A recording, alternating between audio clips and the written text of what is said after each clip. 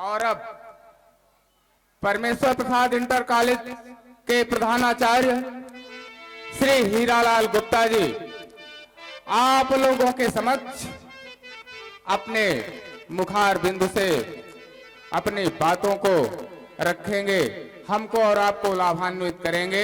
आप लोगों के समक्ष हैं श्री हीरालाल गुप्ता जी।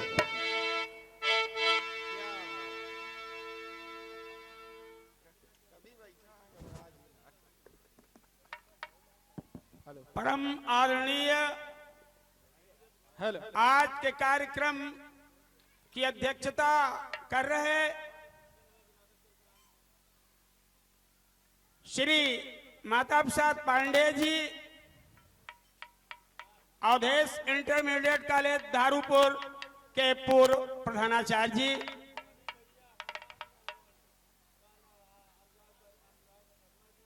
आज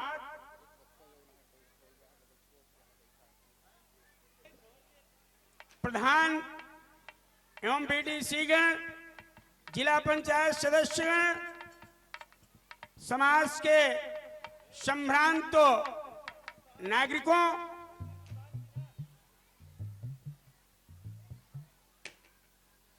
माताओं एवं बहनों तथा छोटे छोटे नन्हे मुन्ने बच्चों, आज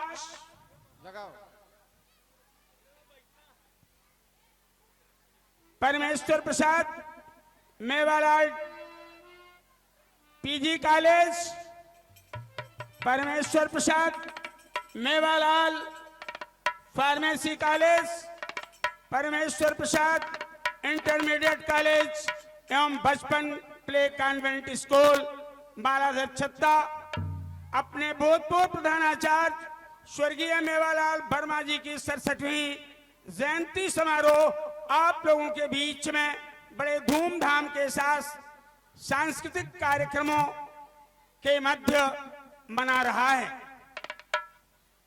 संचालक महोदय जी द्वारा मुझे बहुत ही कम समय में अपने विचारों को आप लोगों के बीच में साझा करने का अवसर प्राप्त हुआ है। इस क्रम में मैं अपनी बहुत सी भावनाओं को दबाते हुए केवल आप लोगों को बताना चाहता हूं कि स्वर्गीय मेवालाल वर्मा जी, जिनकी आज जयंती है, हमारे प्रधानाचार्य रहे हैं। मैं उनके अधीनस्थ रहा हूं और वो बहुत ही योग्य विद्वान आदमी थे। दो विषयों में, हिंदी और राजनीति शास्त्र में उन्होंने एमए की उपाधि प्राप्त किया था। मैं उनकी जीवनी से, उनके जीवन से, उनके आदर्शों पर हमें चलने की आज जरूरत है। उनके उस कुछ सूक्ष्म अंश मैं आप लोगों के सामने साझा कर रहा हूं।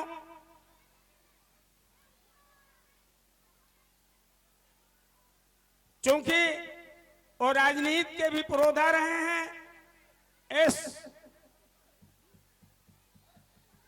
विधानसभा जब ये बाबागंज नहीं बिहार थी, तब बिहार विधानसभा के अध्यक्ष भी रहे हैं। उन्होंने एक जनसभा को संबोधित करते हुए एक बार कहा था कि परिश्रम ही सबसे अच्छा विकल्प है, परिश्रम का कोई विकल्प नहीं है। परिश्रम का कोई विकल्प नहीं है, बड़ी ही महत्वपूर्ण बात। उन्होंने कहा विकास, प्रगति की कुंजी है परिश्रम। चाहे जिस क्षेत्र में आपको आगे बढ़ना हो, धार्मिक क्षेत्र हो, सांस्कृतिक क्षेत्र हो, शिक्षा का क्षेत्र हो, औद्योगिक क्षेत्र हो, राजनीतिक क्षेत्र हो, आपको परिश्रम करना होगा। परिश्रम से ही आगे बढ़ सकते हैं। आज तक इस समाज में, इस देश में जिन लोगों ने ऊंचे स्थानों को प्राप्त किया है, अच्छा स्थान प्राप्त किया है, उन लोगों ने घोर परिश्रम किया है।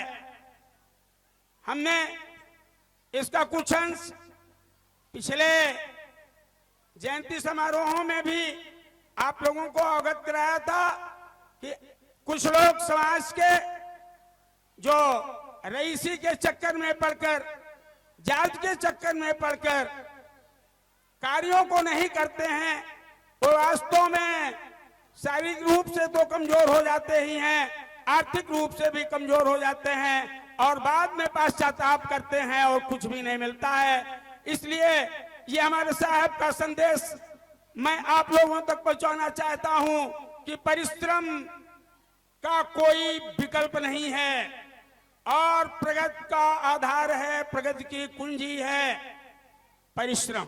सभी लोगों को परिश्रम करना चाहिए, तभी यह देश आगे बढ़ेगा। दूसरी बात उन्होंने एक बात और कही थी कि समाज का विकास तभी संभव है क्योंकि समाज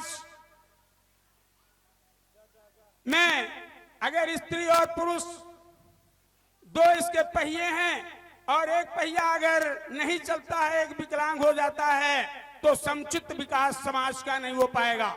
ये किस संदर्भ में उन्होंने कहा था? महिलाओं की शिक्षा के संदर्भ में कहा था।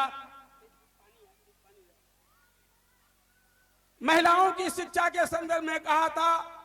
जब ये विद्यालय केवल हाई स्कूल था, उसी समय हमारे साहब इस संस्था को छोड़कर सदा सदा के लिए दुनिया से विदा हो लिए।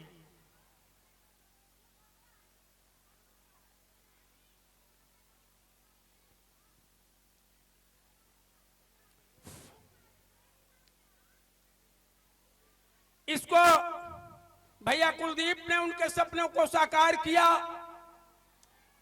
और मैं तो यह भी कहना चाहता हूं, उन्होंने सपना देखा था कि कभी ये इंटर कॉलेज और डिग्री कॉलेज भी होगा। इंटर कॉलेज भी भैया ने किया, डिग्री कॉलेज भी किया। हो सकता है उस समय भैया इस सपना को भी न देखे रहे हो कि ये पीजी कॉलेज भी होगा, यहाँ बीएससी की भी कक्षाएं संचालित होंगी, एमए भी होगा और डीएलएड तथा आज नए सिरे से आप लोगों के सामने कुछ अग्रिम वर्ष से चलने जा रही हैं डी फार्मा की कक्षाएं, फार्मेसी, यहां से डॉक्टर भी प्रोडक्ट होंगे। तो महिलाओं के संदर्भ में जहां मैं बात कर रहा था, क्रम मेरा बिगड़ गया।